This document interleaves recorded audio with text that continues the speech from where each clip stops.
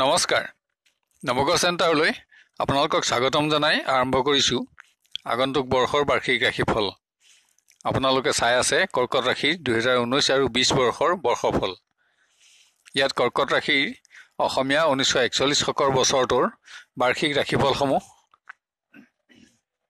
সম্যকভাৱে বৰ্ণনা কৰা হৈছে। উল্লেখিত শুভফলসমূহ উপভোগ কৰক আৰু সৌভাগ্য ধৰি ৰাখিবলৈ যত্ন কৰক আৰু অশুভ ফলসমূহৰ প্ৰতি সতৰ্কতা অৱলম্বন কৰি আপোনাৰ বছৰটো সুস্থিৰ, সুন্দৰ আৰু আনন্দময় কৰি গঢ়ি তোলক। কৰ্কট ৰাশিৰ 7, 8 আৰু 9 সংখ্যক পুনৰ্বসু, পুষ্যা আৰু অশ্লেষা নক্ষত্ৰৰ হ আৰু মধ্যাহ্ন আদি 9টা নামৰ সাৰ্বজনীনভাৱে গণনা দিয়া হৈছে। এই বাৰ্ষিক দশাফলসমূহ ব্যক্তিৰ জন্মৰ দশাফলৰ লগত সামান্যতম তাৰতম্য হোৱাটো স্বাভাৱিক। বৰ্ষচক্ৰত এই বছৰ কৰ্কট ৰাশিৰ 7 আৰু 8 নক্ষত্ৰৰ অৰ্থাৎ পুনৰ্বসু আৰু পুষ্যা নক্ষত্ৰৰ ভাল সংখ্যে গৈছে। ফল মহতী লক্ষ্মী, উপাৰ্জন, ধন সম্পদ বৃদ্ধি, সৎ ব্যক্তিৰ লগত সৌহাৰ্য বৃদ্ধি, কৰ্মলাভ, প্ৰমোচন আদি বিভিন্ন শুভফল লাভ। কিন্তু 9 অশ্লেষা নক্ষত্ৰৰ অশুভ গগনে গৈছে। ফল মানৱঞ্জনং অৰ্থাৎ বিভিন্ন ক্ষেত্ৰত আশাভংগ, বিবাদ, মামলা মোকৰ্দমা, কৰ্মহানি, অপবাদ, অপব্যয়, উপকাৰী বন্ধুৰ পৰা অপমান আৰু অকৃতজ্ঞতা আদি নানা অশুভ ফল লাভৰ যোগ। প্ৰতিকাৰত তাম, ৰূপ, স্বৰ্ণ আৰু হালধীয়া বস্ত্ৰ, সম্পূৰ্ণ ভোজনী আৰু দক্ষিণাসহ সভক্তিৰে দৈৱজ্ঞ ব্ৰাহ্মণক দান দিলে অশুভ বৰ্ষদোষ নাশ হয়। নহ'লে গ্ৰহ শান্তিৰ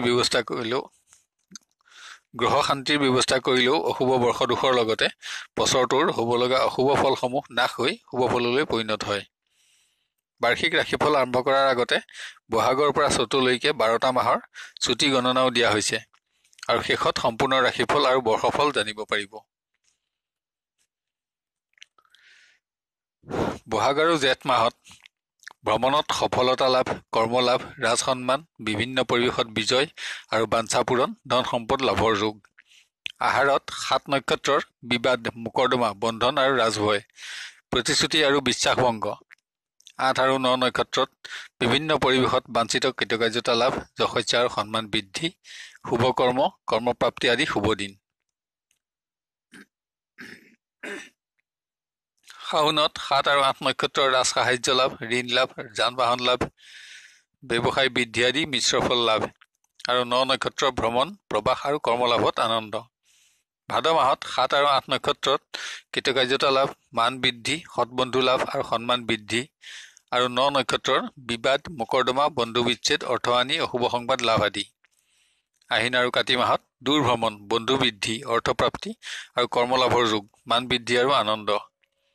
আঘোণত 7 নক্ষত্ৰৰ নানা ৰোগ আৰু পুৰণা ৰোগ বৃদ্ধি, চোৰ দস্যুৰ ভয়, চিকিৎসা বিভ্ৰাটৰ ভয় আদি অশুভ ফলৰ যোগ আৰু 8, 9 নক্ষত্ৰৰ প্ৰণয়, বিবাহ, আত্মীয় আৰু বন্ধুৰ পৰা বাঞ্ছিত সহযোগ লাভ, সুখ ভোগ আৰু বিশ্বাস, শুভকৰ্ম ইত্যাদি শুভ ফল লাভ। পুহত অপমান, মানসিক আঘাত, বন্ধু বিচ্ছেদ, বিবাদ, মোকৰ্দমা আদি দুখ। মাঘ, ফাগুন আৰু চ'ত মাহত ভ্ৰমণ, যিকোনো পৰিৱেশত কৃতকাৰ্যতা, প্ৰবাস, কষ্ট, বাঞ্ছা সিদ্ধি, শুভকৰ্ম, ধন সম্পদ লাভ আৰু মান সন্মান বৃদ্ধি আদি নানা শুভফল লাভৰ বছৰ। এতিয়া 2019 আৰু 20 বছৰটো সামগ্ৰিকভাৱে আপোনাৰ কেনে হ'ব? সাধাৰণতে কৰ্কট ৰাশিৰ ব্যক্তিৰ শৰীৰ বহুত ধুনীয়া, কিন্তু কফ বায়ু প্ৰকৃতি সম্পন্ন। স্ব উপাৰ্জিত ধনেৰে ধনী, ভক্তিপৰায়ণ, কুলশ্ৰেষ্ঠ আৰু যশস্বী, সত্যবাদী, চঞ্চল, জেদী, বুদ্ধিমান, আদৰ্শবাদী আৰু মৰমীয়াল। এই ৰাশিৰ জাতক জাতিকা সাধাৰণতে অধিক ব্যয়ী। শত্ৰু কম, কিন্তু যি থাকে তাৰ পীড়া অধিক। কিন্তু এই বছৰ শত্ৰুৱে বিশেষ ক্ষতি কৰিব নোৱাৰিব। স্বাস্থ্যভাৱত এই বছৰ গেছ, উদৰ ৰোগ, নিদ্ৰাহীনতা, ৰক্ত সংক্ৰান্ত ৰোগ, কাহ কফ আৰু অকস্মাৎ জণ্ডিছ আদি ৰোগৰ প্ৰাধান্যতা দেখা যায়। বিপৰীত পক্ষৰ স্বাস্থ্যহানি যোগ। পিতা মাতাৰ স্বাস্থ্যৰ বাবেও চিন্তা বৃদ্ধি হ'ব পাৰে। পুৰণা ৰোগ বৃদ্ধিৰ বাবেও অধিক ধনক্ষয়ৰ যোগ আছে। বিদ্যাৰ্থীৰ বিদ্যা আৰু জ্ঞান অৰ্জনত স্বাস্থ্যৰ অসুস্থতাৰ বাবে সামান্য আঘাত আহিলেও বিশেষ অসুবিধা নাপায়। যিকোনো প্ৰতিযোগিতামূলক ক্ষেত্ৰত কৃতকাৰ্যতা অৰ্জন কৰিব পাৰিব। মাথো অৱসাদ আৰু মানসিক উদ্বিগ্নতা ত্যাগ কৰি যত্নপৰ হওক। উচ্চ শিক্ষা, গৱেষণা আৰু প্ৰবাসীসকলৰো শুভ বছৰ। কৰ্মপ্ৰাৰ্থীসকলে সকলো দিশতে শুভ ফল পাব। প্ৰতিযোগিতামূলক ক্ষেত্ৰত বাঞ্ছিত সফলতা পাব। কৰ্মপ্ৰাপ্তি, মান আৰু সম্পদ বৃদ্ধিৰ যোগ আছে। কৰ্মলাভৰ ক্ষেত্ৰত দূৰ ভ্ৰমণৰ যোগ আছে। জেঠৰ পৰা আহিনলৈ সামান্য স্থবিৰতাৰ যোগ। কৰ্মত মানসিক বিভ্ৰাট। এইখিনি সময়ত কৰ্মলাভ হ'লেও সন্তুষ্টি কম থাকিব। নানা বাধা, জটিলতা বৃদ্ধিৰ যোগ দেখা যায়। কিন্তু কাতি মাহৰ পিছত বিভিন্ন দিশত সৌভাগ্য প্ৰাপ্তিত আনন্দিত হ'ব পাৰিব। প্ৰতিকাৰত জটিলতা আঁতৰিবৰ বাবে হনুমান মন্দিৰত ৰঙা কাপোৰসহ দক্ষিণা দান কৰিলেও শুভ ফল পাব। প্ৰেম প্ৰণয়ৰ ক্ষেত্ৰত এই বছৰ উন্নতি বৃদ্ধি, বিবাহযোগ্য প্ৰাৰ্থীৰ বিবাহ, সৎ বন্ধু লাভ আদি সকলো দিশতে মনোবাঞ্ছা সিদ্ধিৰ যোগ আছে। কিন্তু জেঠৰ পৰা আহিনৰ প্ৰথম অংশলৈকে হতাশা, বিচ্ছেদ আৰু অপমান লাভ আদিৰ আশংকাও দেখা যায়। ইয়াৰ পিছত পুনৰ শুভ যোগসমূহৰ ক্ৰমোন্নতি থাকিব।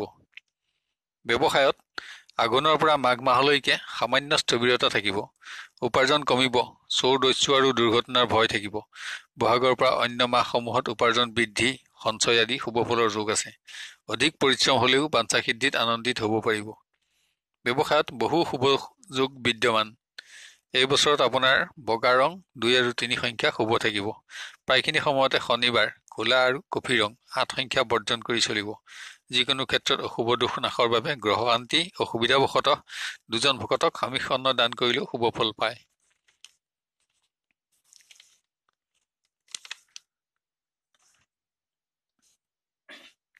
শেষত আমাৰ নৱগ্ৰহ চেণ্টাৰ চেনেলটো এতিয়াও যদি ছাবস্ক্ৰাইব কৰা নাই তেন্তে ছাবস্ক্ৰাইব কৰি ৰাখক আৰু কাষত থকা নটিফিকেশ্যন বেলটো টিপিবলৈ নাপাহৰিব। তেতিয়াহে আমাৰ প্ৰতিদিনৰ ভিডিঅ'সমূহ আপোনাৰ প্ৰথমতে আৰু সহজতে উপলব্ধ হ'ব। ভিডিঅ'টো লাইক কৰি ৰাশিফলসমূহ উন্নত পৰ্যায়ত দিবলৈ আমাক অনুপ্ৰাণিত কৰক। পুনৰ আপোনাৰ আগন্তুক বছৰটোত সকলো অশুভ দোষ নাইকিয়া হৈ সুখ সমৃদ্ধি আৰু আনন্দেৰে আপোনাৰ জীৱনটো ভৰপূৰ হোৱাৰ কামনা কৰিলোঁ। আপুনি সুখী হওক আৰু দীৰ্ঘ জীৱন লাভ কৰক। ধন্যবাদ।